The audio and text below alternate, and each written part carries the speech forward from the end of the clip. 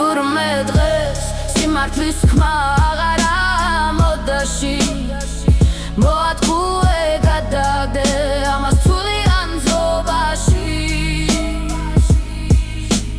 ნახე როგორ გადაგვარდა დღეს ქართველი ერი